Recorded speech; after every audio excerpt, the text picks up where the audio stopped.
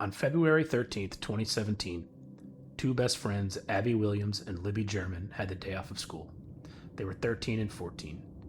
Family dropped them off at a hiking trail just outside of town.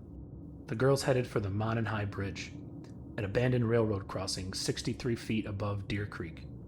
At 2 o'clock that afternoon, Libby posted a photo of Abby walking the bridge, stepping plank to plank over the gaps. What that photo didn't show was the far end of the bridge behind them. A man had just walked onto it. Libby saw him coming. Something about him felt wrong enough that she quietly pulled out her phone and started recording. The video shows him getting closer, head down, hands in his pockets, on a bridge with only one way off. When he reached the girls, the recording caught his voice saying just 4 words.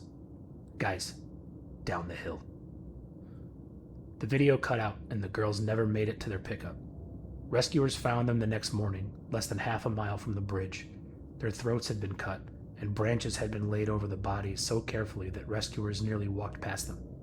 On the ground between the two girls sat a single unspent bullet.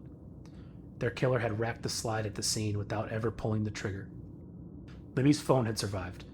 Police released what was on it, the man's photo and those 4 words, to the entire country. For 5 years, that grainy picture hung in every storefront in Delphi while the town stared at it and stared at each other. The answer had been sitting in their own files the entire time. Days after the murder, a local man had voluntarily told an officer he was at the trail the same afternoon. But in the flood of thousands of tips that week, his sheet was marked cleared, filed away, and forgotten. His name was Richard Allen. He worked the counter at CVS in Delphi. In 2022, an analyst revisiting old files found his statement. The bullet between the girls matched the pistol in his house. He was charged with 2 counts of first-degree murder. The video that helped convict him was Libby's.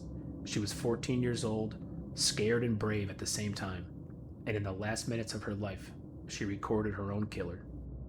In December of 2024, the judge handed Richard Allen the maximum sentence Indiana law allows, 130 years, 65 for each girl, served back to back.